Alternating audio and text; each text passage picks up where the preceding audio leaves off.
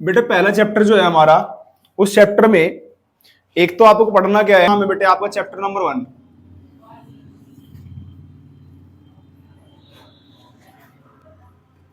Chapter number 1, ठीक है बेटे। इसमें पढ़ना है आपको तो रासायनिक संयोग के नियम पढ़ने हैं। क्या पढ़ने हैं बेटे? रासायनिक संयोग के नियम। रासायनिक संयोग के नियम में, रासायनिक संयोग के नियम में आपको 5 नियम है हमारे पास, में पांचों के पांचों नियम पढ़ने हैं, ठीक है। एक नियम करके समझा रहा हूं आपको, ठीक है, क्योंकि एग्जाम में आपके ये रासायनिक संयोग के नियम में से आएगा पक्का, ठीक है बेटे। चलिए अब ध्यान देंगे आप लोग। पहला नियम ये कहता है बेटे, द्रव्यमान संरक्षण का नियम, द्रव्यमान संरक्षण का नियम, ठीक है। देखो इसके नाम से ही क्लियर हो रहा है बेटे, इसके नाम से ही आपको जानकारी मिल रही है कि क्या चीज है इसके अंदर, ठीक है। एक तो है द्रव्यमान संरक्षण का मतलब एक तरीके से वहां पे द्रव्यमान क्या है? संरक्षित है। क्या है बेटे? संरक्षित, ठीक है। संरक्षित का मतलब ये होता है कि चीजें परिवर्तित नहीं हो रही है ना, चीजें क्या नहीं हो रही बेटे? परिवर्तित। और यहाँ पे क्या है? द्रव्यमान है बेटे, तो द्रव्यमान क्या हो रहा है? संरक्षित हो रहा है, ठीक है। तो द्रव्यमान संरक्षण का नियम वैसे तो ये कहता है कि द्रव्यमान को न तो उत्पन्न किया जा सकता है न ही नष्ट किया जा सकता है, लेकिन यहां पे आप किसके हिसाब से पढ़ोगे बेटे? रासायनिक अभिक्रियाओं के हिसाब से। किसके हिसाब से पढ़ोगे बेटे? रासायनिक अभिक्रिया के हिसाब से। क्या है ना, इसमें लिखेंगे, इसमें जो चीजें हैं कि किसी भी रासायनिक अभिक्रिया में, किसी भी रासायनिक अभिक्रिया में अभिकारक पदार्थों का कुल द्रव्यमान उत्पाद पदार्थों के कुल द्रव्यमान के बराबर होता है। बताओ यहां तक क्लियर है क्या बेटे? अभिकारक पदार्थों का कुल द्रव्यमान उत्पाद पदार्थों के कुल द्रव्यमान के बराबर होता है। यानी किसी भी अभिक्रिया में एक तो बचे होता है अभिकारक पदार्थ, अभिकारक पदार्थ। बताओ यहां तक क्लियर है क्या? और यहीं पे है बेटे एरो। क्या है बेटे? एरो। यहां पे है बेटे उत्पाद, उत्पाद पदार्थ। बताओ यहां तक समझ आया क्या बेटे? इतनी बात समझ आ गई। अब अगर हम द्रव्यमान की बात करें, संरक्षण की बात करें, तो जितना द्रव्यमान इधर होगा बेटे उतना ही क्या होगा? इधर द्रव्यमान होगा। कोई दिक्कत यहां पे? इसे बोलते हैं द्रव्यमान संरक्षण का नियम। कोई दिक्कत यहां पे? फॉर एग्जाम्पल अगर मैं कह दूं इसका द्रव्यमान इसके बराबर होगा, यानी एग्जाम्पल में अगर मैं ले लूं बच्चों यहां पे, तो क्या आएगा? अगर मैंने कहा H2O, H2 प्लस O2 हमने बनाया है H2O का अणु। क्या बनाया बेटे? इसको आप संतुलित कर लेंगे। क्या कर लेंगे बेटे? संतुलित। कितने H है इधर?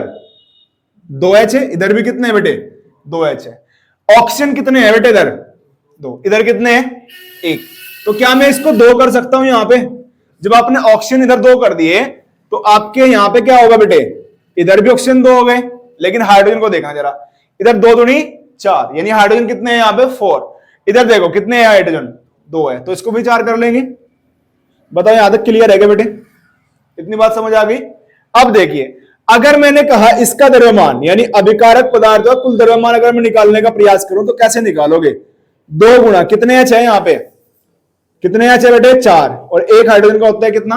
1। क्लियर? यहां पे प्लस यहां पे ऑक्सीजन है। क्या बेटे? ऑक्सीजन। कितने ऑक्सीजन है? 2। A का कितना होता है बार? 16। ठीक है। अब इसको अगर हम गुणा करके ऐड कर लें, 4 एकम 4 प्लस कितना? 16 दूनी 32।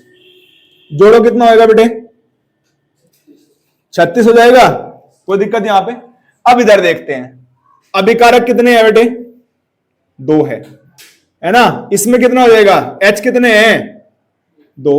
1 H कितना होता है? 1 प्लस ऑक्सीजन कितने हैं बेटे? 1 और 16 होता है 1 ऑक्सीजन का, तो 16 ही आ जाएगा। बताओ कोई दिक्कत यहां पे बेटे? ठीक है। अब इसको आपने 2 गुना जुगा तो यहां पे 2 प्लस कितना? 16। 2 गुना कितना बेटे? 18। और 18 की मल्टीप्लाई जब इसमें 2 में करोगे आप कितना आएगा? कितना आएगा बेटे? तो बताओ यहां तक क्लियर है क्या?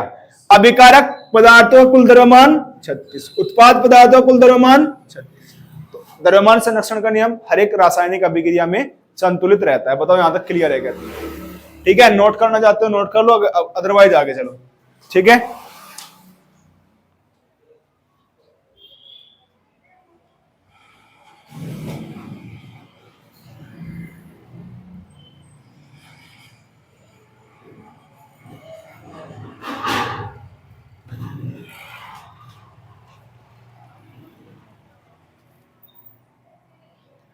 हो गया बेटे यहां तक?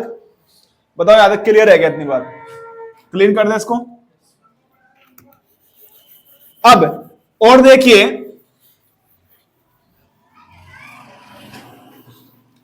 और एग्जाम्पल भी आप लोग दे सकते हो, जैसे कि अगर मैंने कह दिया यहां बेटे, अगर आपने कहा कि सर हम ये तो अभिक्रिया आपने कर ली, दूसरी अभिक्रिया दे के दिखाओ कोई, तो अगर मैं यहां पे दे दूं बेटे अभिक्रिया आपको,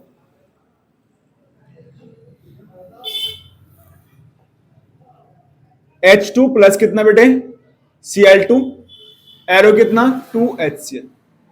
दूसरा एग्जांपल है बेटे इसी का ये, ठीक है। तो यहां पे देखो H कितने हैं? 2 है, इधर भी 2 है। Cl कितने हैं? इधर भी 2 है, इधर भी 2 है। बताओ यहां तक क्लियर है क्या इतनी बात? अब देखो बेटे यहां पे H कितने हैं? 2 गुणा 1। कितने हैं बेटे? 2 गुणा 1। प्लस में कितना है? 2 गुणा Cl का होता है बेटे 35। कितना होता है बेटे? 35। 35.5 होता है। अगर आप 35 भी लेके चलो कोई दिक्कत नहीं यहां पे। तो जरा ध्यान दो, 2 एकम प्लस कितना आएगा? 35.5 ले लो यहां पे, है ना। देखो यहां पे कितना आएगा? 5 दूनी 10, 10 की कितना आएगी?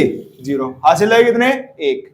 तो 5 दूनी 10 और 1 11 का, 1 का हासिल है कितने? 1। 2 3 6 और 1 7, कितना आ जाएगा बेटे? 71। बताओ यहां तक क्लियर है क्या? तो इसको जोड़ेंगे तो कितना आएगा? अगर मैं इसको जोड़ दूं कितना आएगा बेटे? 73.0। बताओ यहां तक क्लियर है क्या? समझ आ गया? अब इसको देखिए बेटे, यहां पे उत्पाद में कितने हैं? 2, यानी 2 कितने हैं यहां पे? 2 तो इसमें है ये, और 1 है H और 1 है बच्चों Cl। Cl का होता है 35.5, 1 Cl का बराबर कितना आएगा बेटे? 2। ब्रैकेट में कितना हो जाएगा बेटे? 36.5। बताओ यहां तक क्लियर है क्या? 2 की मल्टीप्लाई 5 दूनी 10 की 0, हासिल है कितने? 1। और 6 दूनी 12 और 1 कितना हो जाएगा बेटे? 13 का 3 का हासिल है कितने? 1। 1 और 3 दूनी 6 और 1 7। ठीक है। जितना अभिकारक पदार्थ का द्रव्यमान उतना ही उत्पाद पदार्थ का द्रव्यमान। तो किसी भी रासायनिक अभिक्रिया में अभिकारक पदार्थ का द्रव्यमान उत्पाद पदार्थ के द्रव्यमान के बराबर होता है। इसे क्या बोलते हैं? द्रव्यमान संरक्षण का नियम कहते हैं बेटे। इसे क्या बोलते हैं? द्रव्यमान संरक्षण का नियम। नोट करना चाहते हो आगे कर लीजिए, तो आगे चलेंगे बेटे।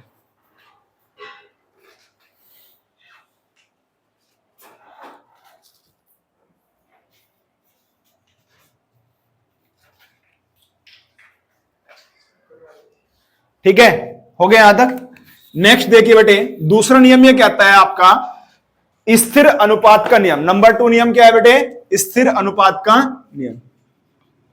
नंबर 2 नियम ये कहता है स्थिर अनुपात का नियम। स्थिर अनुपात का नियम। देखो इसके नाम से क्लियर हो रहा है बेटे, स्थिर का मतलब फिक्स है, समान का मतलब अनुपात का मतलब है दो तत्वों के बीच में अनुपात। ठीक है, किसके अनुसार? भार अनुसार। समान का स्थिर अनुपात का नियम, यानी अनुपात क्या रहेगा? तत्वों के बीच में समान रहेगा। ठीक है बेटे।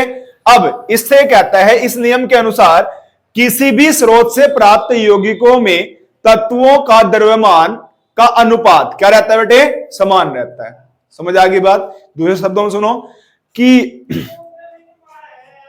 किसी भी यौगिक में उपस्थित 2 या 2 से अधिक तत्वों के द्रव्यमान का अनुपात क्या रहता है बेटे? समान रहता है। द्रव्यमान का अनुपात क्या रहेगा बेटे? समान। चाहे यौगिक को किसी भी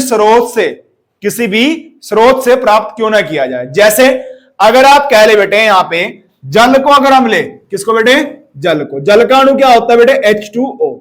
क्या होता है बेटे? H2O। H2 को आप किसी भी स्रोत से प्राप्त करें, उसमें H का और ऑक्सीजन के बीच का द्रव्यमानों का अनुपात क्या रहेगा बेटे? समान रहेगा। कैसे? जरा ध्यान देंगे। यहां पे H कितने हैं बेटे? 2। तो अगर मैं H के और ऑक्सीजन के बीच में अनुपात निकालने का प्रयास करूं तो H का 1 का द्रव्यमान कितना होता है? 1 का होता है 1। 2 कितना हो जाएगा? 2 एकम 2 अनुपात। यहां पे ऑक्सीजन कितना होता है बेटे? 16। बताओ यहां तक क्लियर है क्या? और अनुपात का मतलब क्या है? अनुपात का मतलब होता है 2/16। बताओ यहां तक क्लियर है क्या? अगर मैं इसको 2 से काट दूं तो कितना आएगा? 2 एकम 2। इससे 2 से काट दूं कितना आएगा? 2/16। तो क्या मैं इसका अनुपात ये लिख सकता हूं बेटे? 1:8। यहां तक बताओ क्लियर है क्या, समझ आ गई। इसी प्रकार से अगर मैंने कह दिया बेटे यहां पे कि H2O2 में H2O2 में इसका नाम होता है बेटे हाइड्रोजन प्रोक्साइड। क्या होता है बेटे? Hydrogen peroxide. अब हाइड्रोजन प्रोक्साइड को आप कहीं से भी प्राप्त कर ले, इनका अनुपात क्या रहता है? फिक्स रहेगा। इनका अनुपात क्या रहेगा बेटे? जैसे यहां पे देखो, इसके बीच में अनुपात कितना रहेगा? H और O के द्रव्यमान। H कितने बेटे? यहां पे 2। ऑक्सीजन कितने यहां पे बेटे? 16 दूनी 32। बताओ यहां तक क्लियर है क्या? ठीक है। इनमें तत्वों का समान क्या रहेगा बेटे? 2 से काट दे, 2 एकम 2, और ये कितना आ जाएगा बेटे? 16। 1:16 किसमें? Hydrogen peroxide. इसका नाम होता है बेटे हाइड्रोजन प्रोक्साइड। Hydrogen peroxide. बताओ यहां तक क्लियर है क्या? ठीक है बेटे, हाइड्रोजन प्रोक्साइड। इसका नाम तो आप जानते हो, H2O है, जल है। नोट करना चाहते हो? बताओ यहां तक क्लियर है क्या? ठीक है। अनुपात क्या रहेगा? समान। कोई दिक्कत यहां पे? भाई जल को आप किसी भी स्रोत से क्यों ना प्राप्त करें, जल को किसी भी स्रोत से क्यों ना प्राप्त करें, चाहे वो वर्षा का पानी हो, चाहे वो आपने पीने का पानी हो जो आपने धरती से निकला हुआ है, ठीक है, उनमें चाहे आप धरती वाले में ले लें, चाहे आप आसमान से टपकने वाला पानी ले लें, ठीक है, दोनों में क्या रहेगा?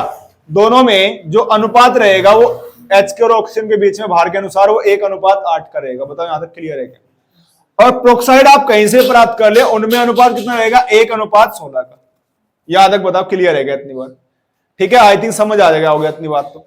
ठीक है, नेक्स्ट नियम नंबर 3। नियम नंबर 3 ये कहता है बेटे, नियम नंबर 3 ये कहता है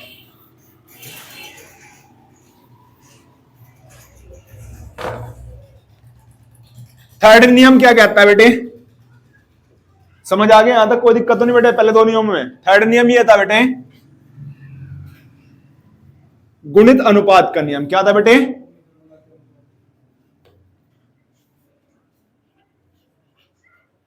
गुणित अनुपात का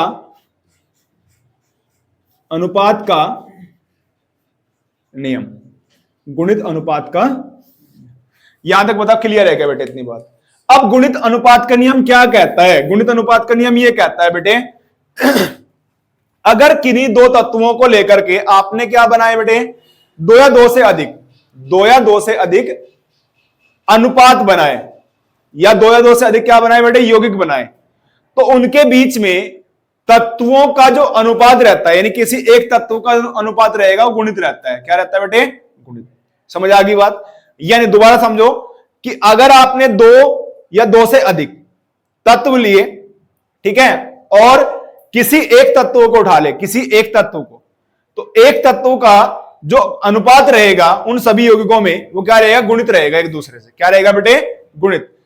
तो इसे क्या बोलते हैं? गुणित अनुपात का नियम कहते हैं। क्या कहते हैं बेटे? गुणित अनुपात का नियम। देखो यहां पे ध्यान दीजिए, इसको आप समझेंगे, इसको आप समझेंगे, ये गुणित है बेटे, ठीक है। इसको यहां पे समझेंगे कि अगर आपने क्या कह दिया बेटे, यहां पे मैंने कहा कि सर आपने 2 तत्व लिए, एक तो नाइट्रोजन का परमाणु, एक लिया ऑक्सीजन का परमाणु, इससे आपने अलग अलग यौगिक बना दिया। क्या बनाए बेटे? अलग अलग यौगिक।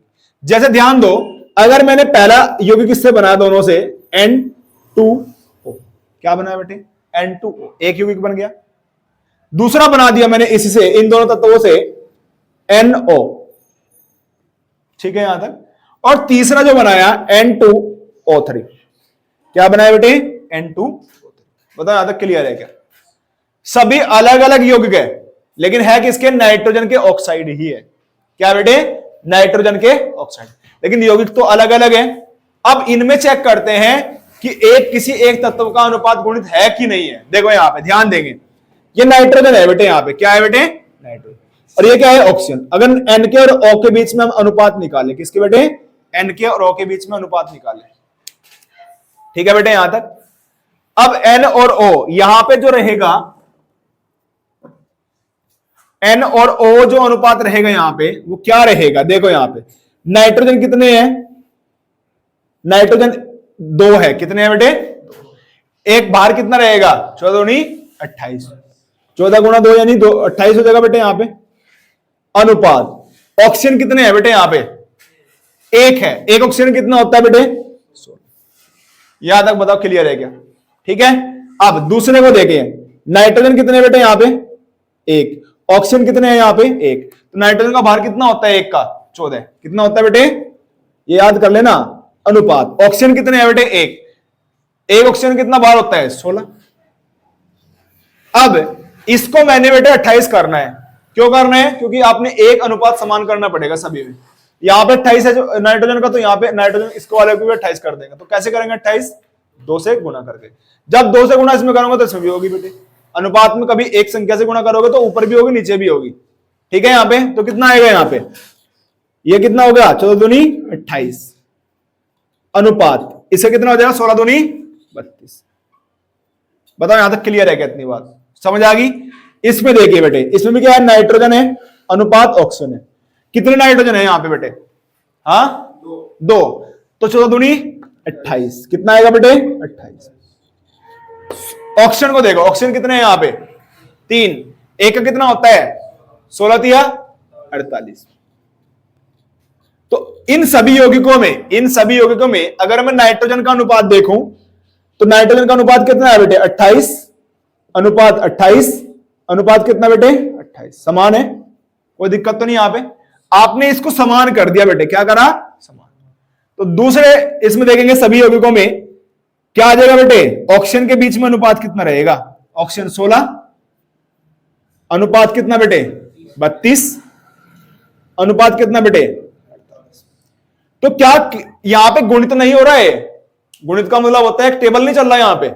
16 दूनी 32, 16 दूनी 32, 16 तिया 48। ऐसे अगर और बनाओगे 16 चौके, ठीक है, कोई दिक्कत यहां पे इस तरीके से चलते जा रहा है। तो ये क्या गुणित अनुपात नहीं है क्या?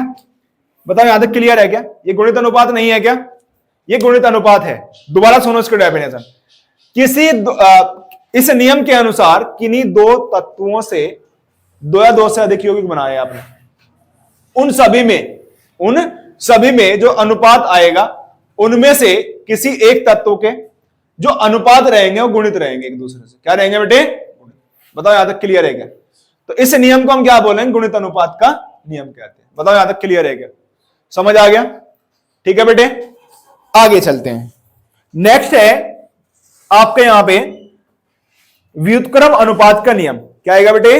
व्युत्क्रम अनुपात का नियम। इनके नाम भी याद कर लेना वरना नाम ही भूल जाते हैं बच्चे, कौन सा क्या था कुछ पता नहीं लगता बेटे।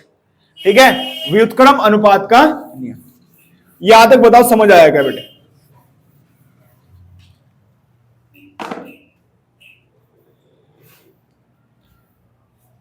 ठीक है, यहां पे है बेटे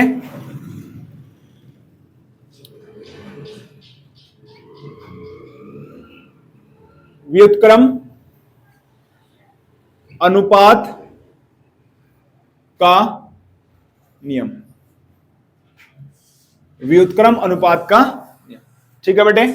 ये क्या कहता है? ये नियम ये कहता है बेटे, जब किसी एक तत्व को लेकर किन्हीं 2 अलग अलग तत्वों को से अनेक यौगिक बनाते हैं तो उनमें क्या होता है? जो अनुपात होता है वो एक पूर्ण अनुपात में एक पूर्ण संख्या का गुणज होता है। यानी एक तरीके से क्या कहोगे आप लोग, उनका जो अनुपात आएगा तत्वों का वो क्या आएगा?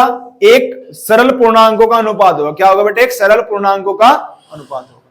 ये सरल संख्या का अनुपात होगा। बताओ यहां तक क्लियर है क्या? इसे क्या बोलते हैं? व्युत्क्रम अनुपात का नियम। क्या बोलते हैं बेटे? व्युत्क्रम अनुपात का नियम।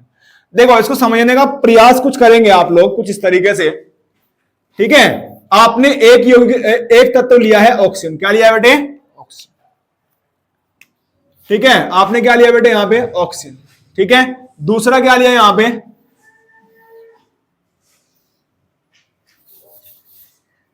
Just a minute.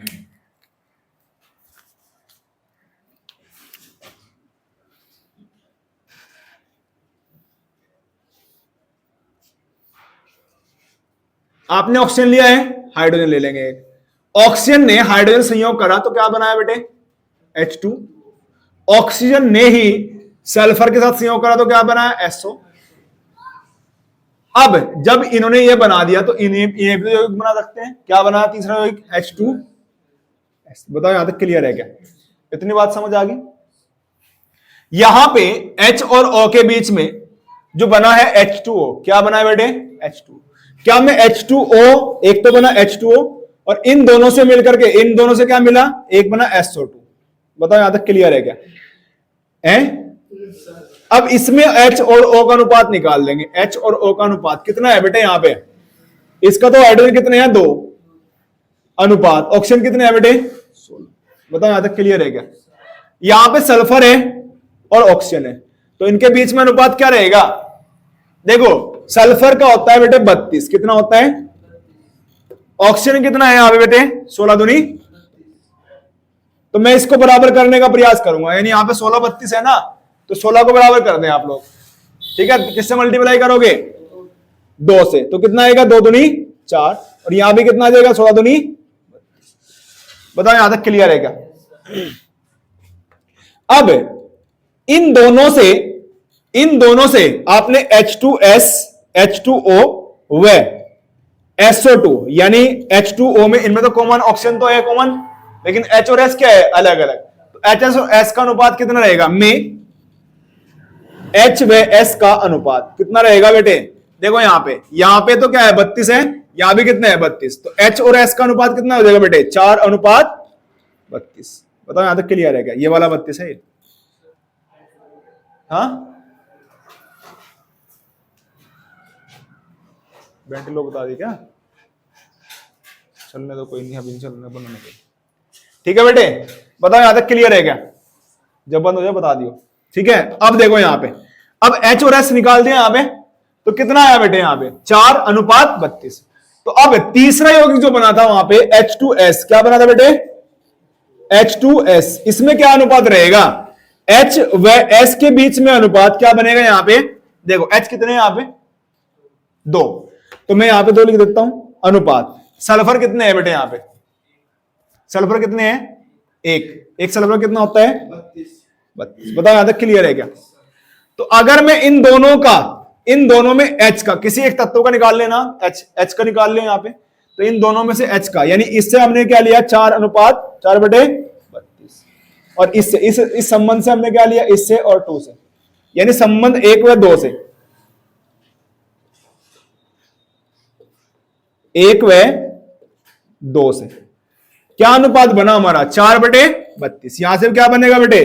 अनुपात 2 अनुपात 32। बताओ यहां तक क्लियर है क्या? इस 32 से ये कट सकता है, बिल्कुल कट सकता है। क्या बचेगा बेटे? यहां पे 4 अनुपात 2, यानी H और H के बीच में अनुपात क्या रहेगा? 4, यानी कितना रहेगा बेटे? यहां पे 2 1। कट सकता है क्या इसको ऐसे?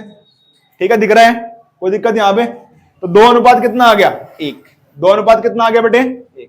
इसको ऊपर समझा रहा हूं थोड़ा सा बेटे, क्योंकि यहां पे स्पेस कम पड़ रहा है। देखो यहां पे ये समझ आ गया? यहां पे कितना है? 32। नो, कितना आया था बेटे? यहां पे 32 से कट गया 4 अनुपात 2। तो क्या ये 2 अनुपात, ये इसको हम ऐसे लिख सकते हैं 4 बटे 2। तो इसे कितने काटेंगे? 2 से। इसे काटेंगे 1 से। कितना आएगा बेटे यहां पे? 2 अनुपात 1। तो क्या है ये? सरल अनुपात में अनुपात नहीं है क्या? सरल संख्याओं का अनुपात नहीं है क्या ये?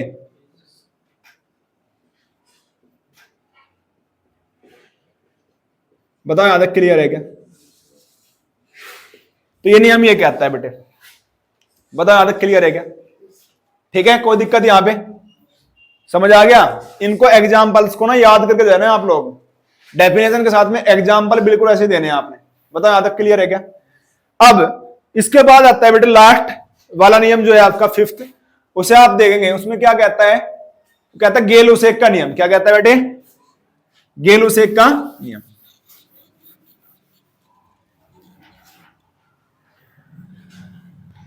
गेल-लुसेक का नियम क्या कहता है बेटे?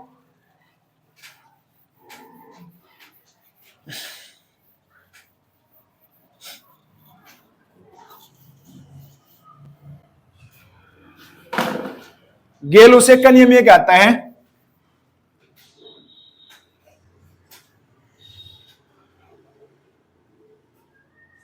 ऐसे बनेगा हिंदी में, गेल-लुसेक का नियम।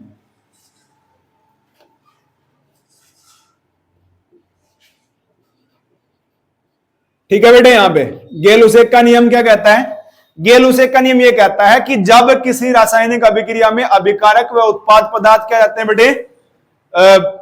गैसियस अवस्था में रहते हैं। किसमें रहते हैं? गैसीय अवस्था में। तो उनका जो आयतनों का अनुपात होता है वो समान रहता है। आयतनों का अनुपात क्या रहता है? एक समान रहता है। कोई दिक्कत यहां पे? ठीक है, यानी अभिकारक व उत्पादों का जो अनुपात आएगा वहां पे क्या रहेगा? समान रहेगा। बताओ यहां तक क्लियर है क्या? एक एग्जाम्पल इसमें याद करके जाना आप लोग, H2 प्लस कितना? Cl2, और यहां पे कितना आएगा बेटे? 2HCl। कितना आएगा बेटे? 2HCl। अब ये कैसी है? गैसियस अवस्था में है, ये भी गैस है और ये भी क्या है बेटे? गैस। तो अगर इसका एक आयतन यूज हुआ है, इसका एक अनुपात है आयतनों का अनुपात, तो यहां पे कितना आ जाएगा बेटे? ठीक है, बताओ यहां तक क्लियर है क्या? समझ आ गया? ये था गेल-लुसेक का नियम। ये था क्या बेटे? गेल-लुसेक का। बताओ यहां तक क्लियर है क्या? यहां से कोई क्वेश्चन आएगा कर जाओगे? कोई दिक्कत तो नहीं है बेटे?